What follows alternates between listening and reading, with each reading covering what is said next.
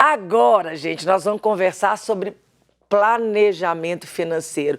Como que anda, hein, sua vida financeira? O fim de ano costuma ser mais generoso com o pagamento do 13º salário. Mas o início de ano sempre é apertado por conta de impostos, material escolar, entre outros gastos. Para saber como se planejar e não se complicar, nós vamos conversar agora com o economista Carlos Eduardo Costa. Bom dia, Carlos Eduardo, bem-vindo ao Manhã da Piedade, uma alegria tê-lo conosco. Bom dia, mais uma vez, obrigado pelo convite. Carlos Eduardo, meu filho, final de ano, o povo está todo já apertado e começo de ano já vem todos os IPVA, os impostos, aquela coisa, né? Te pergunto, como eu devo me prevenir para não começar o ano de 2022 com as finanças descontroladas? Moninha, como você diz, inicialmente o final do ano ele traz uma falsa sensação de riqueza. Por que isso? Porque aqueles trabalhadores assalariados, eles recebem ao menos a segunda parcela do 13º, né? Quem já tirou férias antes, normalmente recebe a primeira parcela de forma antecipada. Então, em dezembro, a gente tem uma renda adicional. E muitas pessoas acabam achando que aquele valor possibilita uma ampliação quase sem limite do seu poder de compra. E ao final do ano a tentação é grande, né? O Natal, presentear a família, aqueles que a gente gosta, as comemorações de final de ano, sejam com os amigos, no trabalho, em família, o Réveillon. Todos esses eventos acabam trazendo um volume maior de gastos. E passada a virada do ano, janeiro já chega com gastos que muitas pessoas chamam de excepcionais, mas eles acontecem todo ano, né? Então eles não são mais excepcionais. Eles são gastos regulares de início de ano. Aqueles que têm filhos em escola particular vão ter a matrícula, a lista de material escolar, o uniforme, né? Daquelas crianças que estão em crescimento. Chegam os tributos. O IPTU em muitas cidades começa a ser pago no início do ano, o IPVA. Então, uma série de despesas que precisam ser o quê? Organizadas, inclusive porque governos estaduais e municipais costumam oferecer bons descontos para aqueles que pagam de forma antecipada a totalidade do seu imposto ou um número grande de parcelas. O planejamento financeiro, Moninha, é o caminho para que a gente possa o quê? Para que a gente possa navegar por esse período sem causar muita dificuldade para o nosso bolso. Porque o problema é que se a gente começa o ano com dificuldades, isso acaba se estendendo pelo restante do ano. Carlos Eduardo, para quem está endividado, para quem está com a conta do banco negativa, não conseguiu poupar, não conseguiu guardar no final do ano, o ideal é priorizar quais contas em atraso? O ideal, então, é primeiro, Moninha, entender o que levou a esse endividamento, né? A gente precisa compreender que a dívida, ela é um sintoma, ela não é causa, ela é um sintoma de algo mais grave acontecer na nossa vida financeira. Eu gosto de usar a analogia dizendo que a dívida é como se fosse a febre. E a febre não surge no nosso organismo de graça, né? Ela surge porque tem alguma coisa errada acontecendo com o meu corpo. Consequência desse raciocínio, para ficar livre da febre, necessariamente eu tenho que trabalhar naquilo que estava causando essa febre. Também é na nossa vida financeira. O que me levou a me endividar?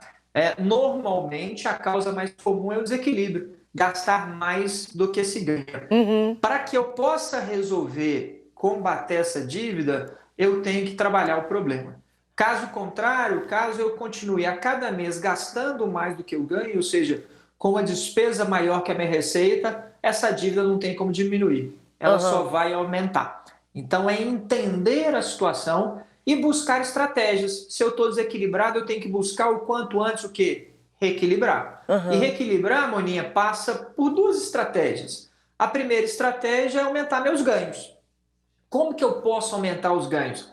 Pensando mais no médio prazo e investindo constantemente na minha qualificação. A lógica é, quanto mais bem qualificado eu estiver, melhores as chances de eu avançar na empresa ou no mercado de trabalho. Ah, mas eu preciso aumentar meus ganhos agora, imediatamente. O que eu posso fazer? Buscar uma alternativa para transformar parte do meu tempo livre ou algum dom, alguma habilidade que eu tenha em renda extra. A segunda estratégia é diminuir gastos. Mas para diminuir os gastos, eu tenho que saber até onde estou gastando. Para diminuir gasto, eu tenho que saber que necessariamente eu tenho que mudar os meus hábitos.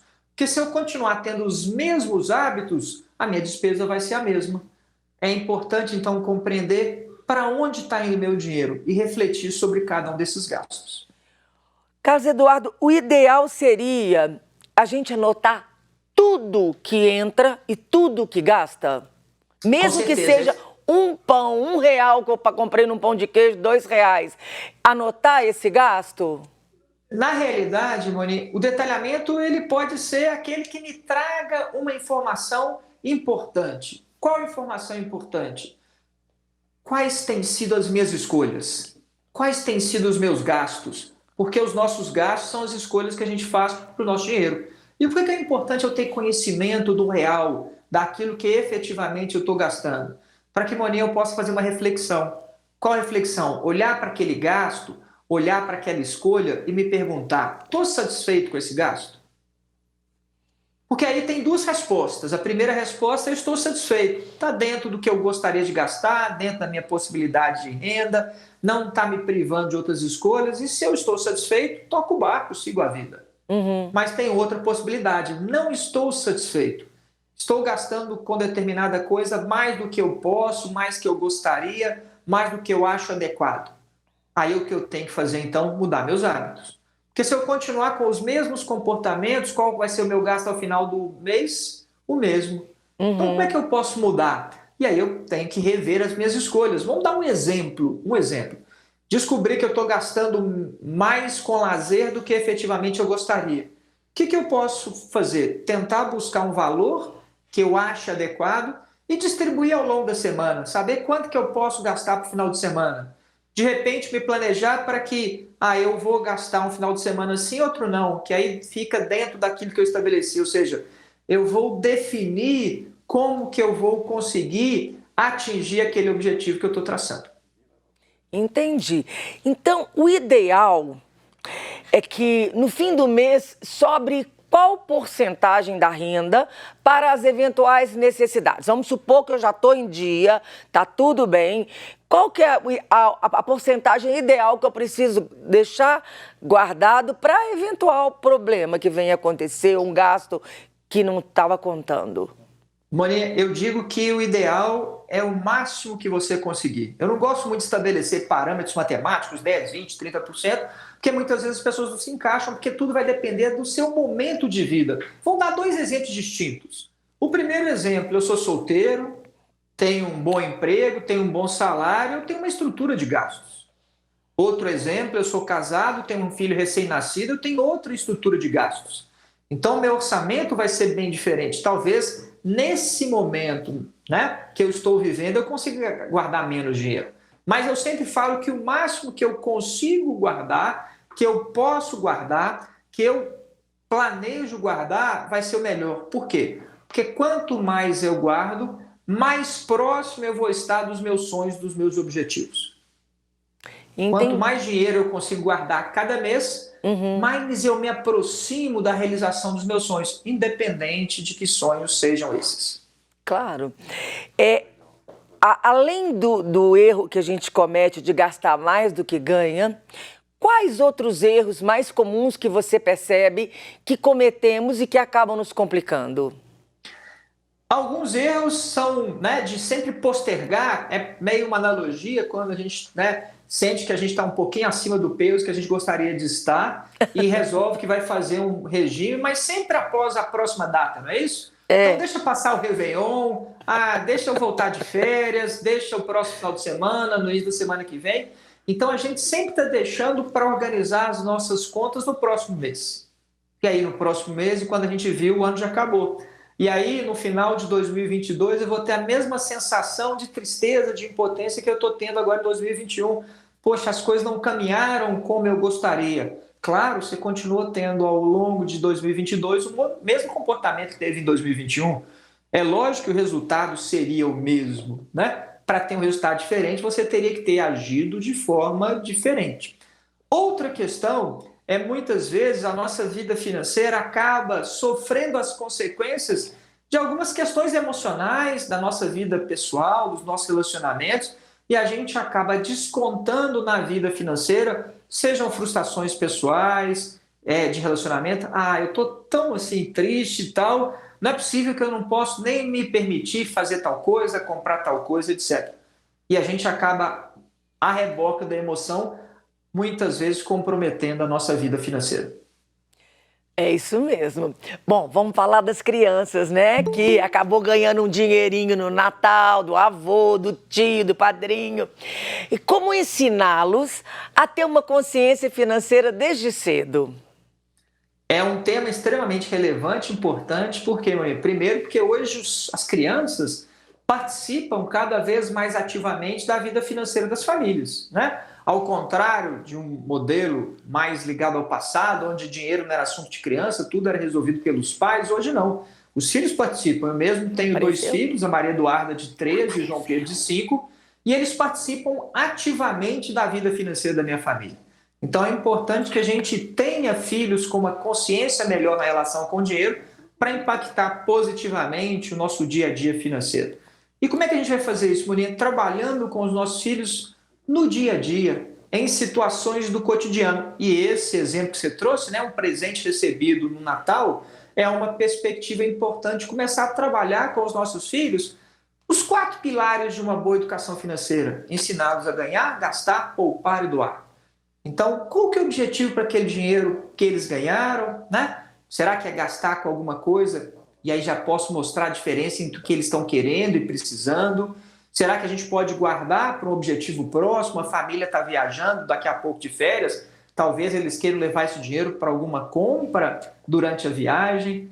Será que depois, né, de passado o Natal, tendo ganho já alguns brinquedos da família, dos parentes, não seja o momento da gente fazer um balanço naqueles brinquedos que a gente tinha para separar aquilo que efetivamente se transformou em lixo, não tem uso, para ser descartado, mas aquilo que tem uso, de repente a gente pode doar, passar para frente para que alguém possa aproveitar a energia positiva daquele brinquedo, daquelas roupas que já não servem mais. Ou seja, é um momento extremamente importante para que a gente possa trabalhar com os nossos filhos várias dessas questões, né? Obviamente respeitando a maturidade e o nível de conhecimento de cada um dos nossos filhos.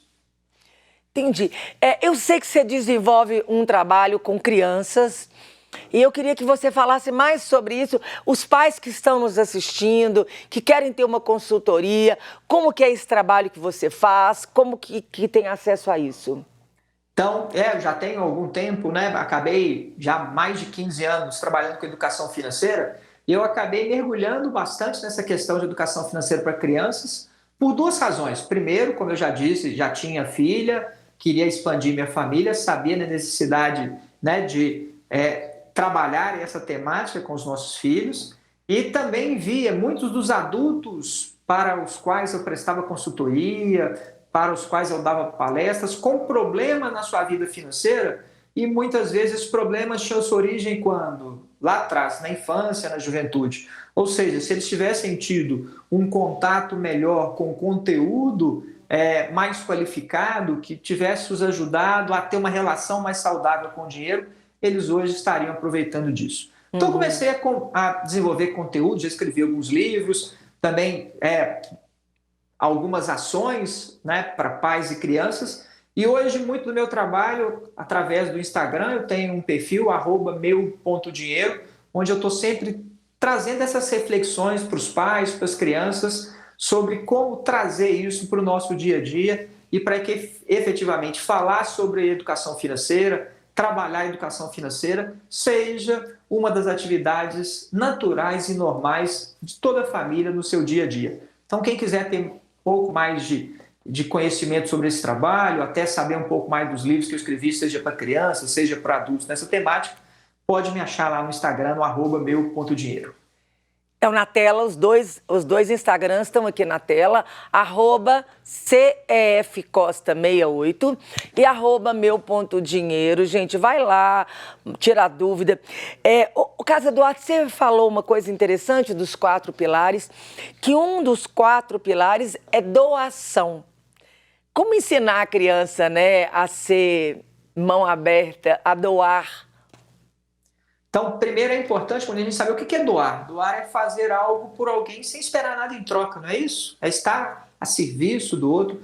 E aí, né, no Natal, como eu disse, é um momento importante para a gente exercer algumas ações de doação, seja, né, passando para frente aquela roupa que já não serve mais nos nossos filhos, aquele brinquedo que já não é tão usado, etc. É importante que os filhos participem disso, desse movimento todo, dessa escolha, dessa entrega, desse contato, e até para algumas ações que normalmente a gente faz no final do ano. Dou exemplo, na minha casa, agora no final do ano, a gente tem como hábito distribuir algumas cestas básicas, e efetivamente os meus filhos participaram dessa ação nossa desde o momento que a gente foi comprar as cestas básicas até o momento que a gente distribuiu essas cestas básicas.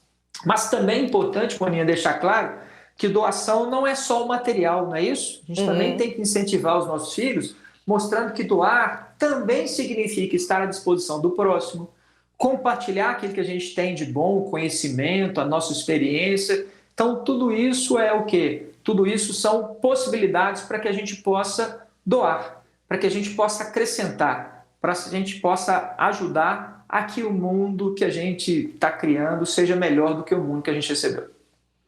Maravilhoso, Carlos Eduardo. De tudo que nós falamos, tem alguma coisa que você gostaria de acrescentar? Eu acho que, assim, para resumir bem, é aquela pessoa que chega ao final do ano com a sensação de que não foi tão legal, que gostaria que fosse melhor. Qual que é a principal dica? Se eu quero ter um resultado diferente, eu vou ter que ter hábitos diferentes, hábitos mais saudáveis. E é interessante que quando a gente faz pequenas mudanças, os resultados podem ser bem significativos. Então, tenta fazer uma retrospectiva, imaginar quais foram aqueles hábitos que não ajudaram tanto sua vida financeira, e comece tentando mudar esses hábitos. Maravilhoso, gente. Eu conversei com o economista Carlos Eduardo Costa. Tá aqui, ó, as redes sociais, @cfcosta68, @meu.dinheiro. Vai lá, segue, manda dúvida, compartilha e é desse jeito. Carlos Eduardo, muito obrigada, viu? Feliz Natal. A gente ainda vive essa semana do Natal e que 2022 traga muita paz, muita saúde, muita alegria para você e sua família. Muito obrigado para vocês. Eu tenho desejado para todo mundo, Moninha, um 2022 mais leve. É isso que a gente está precisando. Mais leveza. Verdade. Se Deus quiser. Se Deus quiser. Muito obrigada, viu?